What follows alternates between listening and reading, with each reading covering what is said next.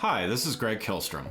Welcome to Season 3 of The Agile World, where we discuss customer and employee experience, organizational and workforce transformation, and how business can adapt and continually improve in an agile age. The Agile World podcast is brought to you by TEKsystems, an industry leader in full-stack technology services, talent services, and real-world application. For more information, go to teksystems.com. To read more about the topics discussed in this show, you can go to my website at theagile.world and read my latest articles, or get a copy of my latest book, The Agile Workforce, now available on Amazon and other retailers. My name is Greg Kilstrom, and I'm the co-founder and CEO of CareerGig and the host of the Agile World podcast. We talk a lot about customer experience and employee experience on this show. Today we're going to talk about the patient experience and how the pandemic has forever changed it. To help me discuss this topic, I'd like to welcome Corey Gehrold, VP of Client Strategy at Insight Marketing Group. First, welcome to the show, and why don't you tell me a little bit about what you do at Insight Marketing Group? Sure. Yeah. Happy to be here. Thanks for having me. So, at Insight, we're a full service marketing agency focused specifically on helping independent medical practices attract and retain patients. So, as VP of Client Strategy, it's my job to make sure we're delivering on our promises for clients. And as I'm sure you and your listeners know, marketing's really data driven now, so much more than it used to be. So my role is sort of taking this left brain and right brain thinking and turning all this data into insight, pun intended, which then drives this really great creative that hopefully will move the needle for our clients. So yeah, I mean it's dynamic, it's fast paced, and it's rewarding. But I know you guys can't see me right now, but it will cause your hair to fall out. I promise. Awesome. Well, yeah, no, looking forward to having this conversation. So first, let's define patient experience, just so everybody understands what we're talking about. How do you usually explain that?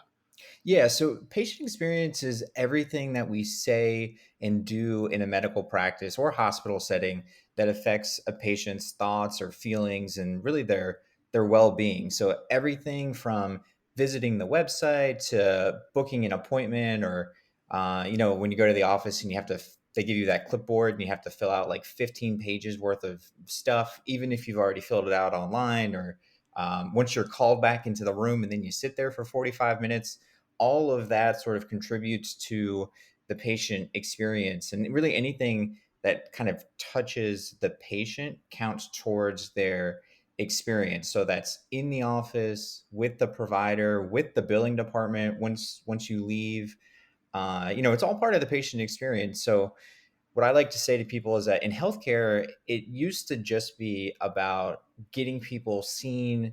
And then obviously you want to provide them with great care. But today's patients really are consumers, and you can think of them as such. They're customers, they're informed, they have choices, and they know about it. Quick story, like my mother, for example, she is 67 this year. And, if her primary care provider says, Darlene, you need to go and see an orthopedic doctor about your knee. I'm going to give you the name of somebody. She doesn't even think twice about it. She says, well, my doctor said go to this other doctor, so that's what I'm going to do. And a lot of patients today, especially the younger generation, do the exact opposite, where they say you need to see an orthopedic provider. And the first thing that they'll do is they'll go online and they'll say, okay, so who is the best rated orthopedic provider near me that accepts my insurance? So patients now are choosing their providers kind of like they choose where they're going to go for sushi. Yeah, yeah, Yeah, and a lot of people too, they'll it all comes back to, like I said, every instance of interaction. So some people, they could have a fantastic experience with their doctor, but the billing department either, kind of maybe they messed something up, or they didn't communicate properly, and suddenly they'll go online and they'll leave a review that's 2 stars because the front desk person was rude or the billing department kind of dropped the ball. yeah, And we see that a lot with a lot of our clients. The the level of care is never really in question. It's everything that's sort of around the care that culminates in this not so stellar review. So all of those things kind of come together and make up the patient experience. Yeah, and that's I think that's where it shares similarities with customer experience. I mean, I think a lot of companies or a lot of employees in companies don't think that customer experience is really their job, right?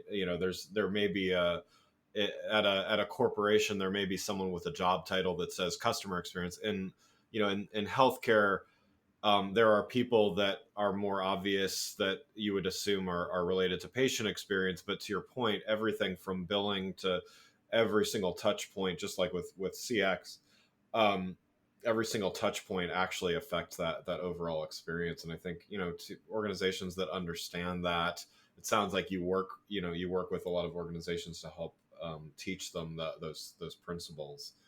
Yeah, exactly. And it is so different from what it used to be because, like I said, it was just very much let's get in, let's get good care and let's get out. And now the patients really are consumers. And like I said, they do have choice, they are informed, and they're using all of the tools at their disposal, just like customers in any other industry to make the decision that's best for them.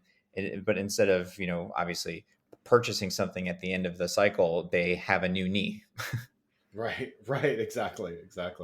So let's talk about uh, telemedicine, and obviously with in the world of work, it's remote work has really changed the employee experience as well as the customer experience. So in patient experience, what are the impacts with telemedicine, and how does that affect the employees of the practices? So taken from both the patient and the employee perspective.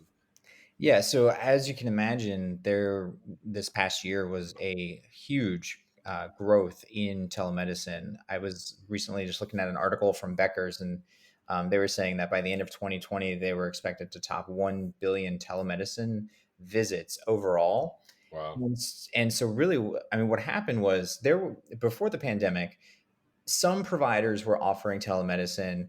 We were actually working with one who, funny enough, was getting ready to roll out a telemedicine solution before all of the craziness kind of happened. So if you go back to January, February of last year, they were sort of considered cutting edge because they were getting ready to roll this out across to their patients. Today, because of COVID and everything that's happened, it's a necessary part of the healthcare community. And as the pandemic and the lockdowns like really started to take hold, we what we saw was kind of an oh no moment where a lot of these providers, particularly if they're a small group or single provider practices, they really had no idea how to get this technology off the ground. So it created a real kind of scramble where everyone was saying, okay, so what do we do? How do we do this? How do we do it affordably? Because we're not going to be able to see patients in the office. So we still want to keep the lights on and keep the doors open, right? But we don't really Yeah. know what we're doing. So let's sign up for something and then just throw it against the wall and kind of see if it sticks. And that's where a lot of these providers were. I don't want to, I can't overstate like how important it was to help get this off the ground again, so that they could keep the doors open for their employees and then also provide the care that they need to for their patients. But if you think of it, like a lot of these guys and girls that are doctors and they're independent providers, they are small business owners, just like I'm sure a lot of your listeners are. They just also happen to be doctors, so they're really good at the healing part, and they're not so great at pretty much any of the other business parts. Don't tell them I said that. Right. So when this entirely new solution to see patients kind of came about and they were really forced to embrace it because honestly there was nothing else you could do, as you can imagine, there was plenty of hiccups. How do I log on? Do I download an app? Is it even worth Right. seeing my doctor through a phone? So once I'm here, now I just sit on the phone and wait, just like I'd sit in the office. That's silly. I'm just going to hang up. So We went through all of those things. And I would say that kind of the lesson that we learned through this telemedicine explosion from a provider side and from a patient experience side is really that it's all about education, and setting those expectations on the front end. That was really key to improving the patient experience on the back end. And what I mean by that is this was new for everyone. And so, the more that we are able to educate the patients about what this experience is going to look like and what's going to happen, we found that the results and the quality score at the end of the appointment was much higher because they knew what to expect and how it was actually going to go down. And I would say for employees, it's much the same. A lot of the times we just sort of assume, employees are along the ride with us, but Yeah. we don't really tell them where we're going or how we're going to get there, right? So it's a little stressful and it's kind of unfair, and it can cause that communication chain to break down. And just as a quick example, practice leadership says, "Hey, we're going to do telemedicine." They talk to the physicians about it. Well, then that gets down to a medical assistant. That gets down to front desk, and whoever else is involved in the practice. And it's like a game of telephone. And suddenly, by the time that front desk person is answering a phone, you're six people removed. They don't really understand what's going on, and then you throw us marketing or HR people in, and then it's a giant mess. Yeah, yeah.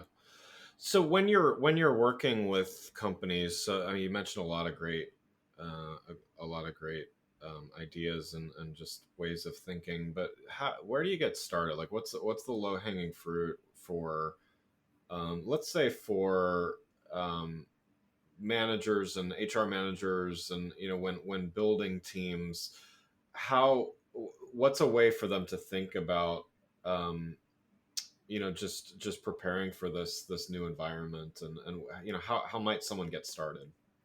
Yeah, I think that the number one thing, and what I've seen that gets missed a lot is just communication. Over communicate.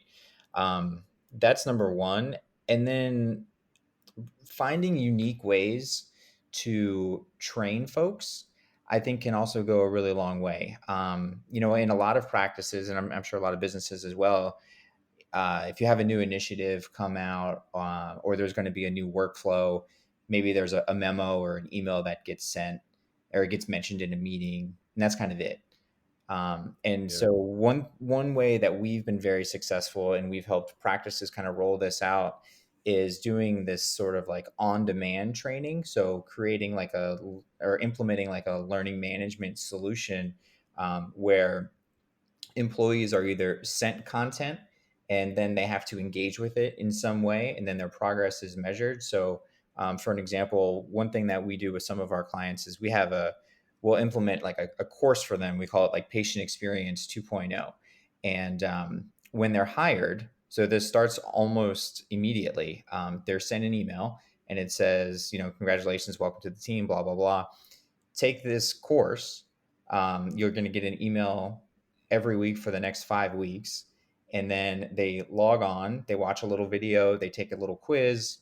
Once that's done, and they complete each of the 5 modules, then they are given some sort of like a certificate. The supervisor is alerted, and then that's celebrated. And then we continue doing that. So we keep training and we keep finding engaging ways to do that, not only when it's convenient for the employee, so it's on demand, they can kind of do it whenever, but then we make it known either through like the practices intranet or their Facebook group or their internal newsletter if they have one, whatever it may be, to celebrate the fact that like whoever it is, Joe Smith, the new hire, has completed their patient experience training. And we go back to this well over and over again of over communicating and training so we can make sure that as many people as possible are on the same page as we move forward. Yeah. What about from the patient's perspective? I mean, how do you teach organizations to listen to their patients, and what are some tools or just even some methods that you use to teach? Because I mean, a lot of that, we call it voice of the customer, or whatever it might be. Like, how do you teach people to listen better? And I'm sure they're, nurses and doctors are used to listening to conditions and, making diagnoses, Right. but we're talking about something vastly different here. So how do you teach them to listen for something different? Yeah, well, one great tool, honestly, has been the rise of online reviews and online reputation management when it comes to healthcare, because this is kind of like the proof in the pudding, right? So if you need to know what people really think of your practice, you can go to Google and you're going to find out pretty quickly what people think of your practice. Um, and that Yeah. does that. It's a fantastic teaching tool, because we can use that, and we've used that to help identify if there's a problem within a certain department of a practice or a hospital, and we can also see what we're doing really well and what we need to improve on. We can use sentiment analysis to see what sort of key phrases people are continually typing and saying in their reviews. So if everyone keeps saying rude front desk, we know that there's a problem with Right. someone at the front desk. And then doing some like third party measurement too. A lot of times we'll come in and we'll kind of do these assessments for them where we can evaluate how much friction there is, um, in various ways. How much friction is there when you're trying to visit the website, or when you're filling out new paperwork, or does the office smell weird, or are the trash cans overflowing? Those kinds of things all wind up making their way into these reviews and becoming part of that patient experience. And as an employee there, it's like anything, you see it every day, so you just learn to kind of see through it, if you will. Or if you're a provider, you're a doctor or a nurse, you're running from clinic room to clinic room nonstop, and you never really step foot into the waiting area where people are. So it's all about having that fresh perspective, and again, then being able to utilize this data that we now have, because we have so much of it. Yeah, yeah. No, that's great. Well, one last question before we wrap up here. From your perspective, you talk with a lot of companies, you hear a lot of stories, gain a lot of insights. What's on the horizon for patient experience, the future of patient experience, telemedicine? What are you seeing coming that that people should be aware of? Yeah, so I think on the horizon, the thing to remember is that patients are consumers. So they've got more choice. There's going to be more disruption. Healthcare is a stable industry and it makes a lot of money. So things are always changing, and I think that the pandemic taught us that, as much as a lot of these offices, providers, employees may be resistant to change, they will accept it. So telemedicine, it's going to become a regular part of our healthcare journey. Now that we know that it works and it's okay, it's not going to bite, that kind of thing. It's going to become easier. I would also say that there's going to be a rise in remote monitoring tools. So that's your watches, your bands, your wearables, you name it. Um, and as more practices come to understand the how technology can improve their business and help them run a little bit smoother, I think automation, and again, like just data science, it's going to continue to play a role in how not only we consume and experience healthcare, but also on the provider side, and on the employee and the hiring side, how all of that is executed as well. So I think a long story short is technology is going to play an even bigger role, and the experience as a result is going to be better, and it'll be different than anything that's kind of come before. Yeah, great, great. Well, Corey, thanks so much for joining the show. For those listening, what's the best way for them to keep up with what you're doing? Yeah, thanks again for having me. The best Absolutely. way is to visit insightmg.com. So that's insight, M is in marketing, G is in group.com, or you can check us out on Twitter or Instagram at Dr. Marketing Tips, DR Marketing Tips. Great.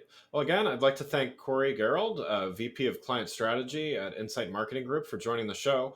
Thanks for listening to the Agile World with Greg Kihlstrom. See you next week. Thanks again for listening to the Agile World podcast, brought to you by Tech Systems. I'm your host, Greg Kihlstrom. If you enjoyed the show, please take a minute to subscribe on your podcast channel of choice and leave us a rating so that others can find the show more easily. You can learn more and get a copy of my latest book, The Agile Workforce, from my website at theagile.world.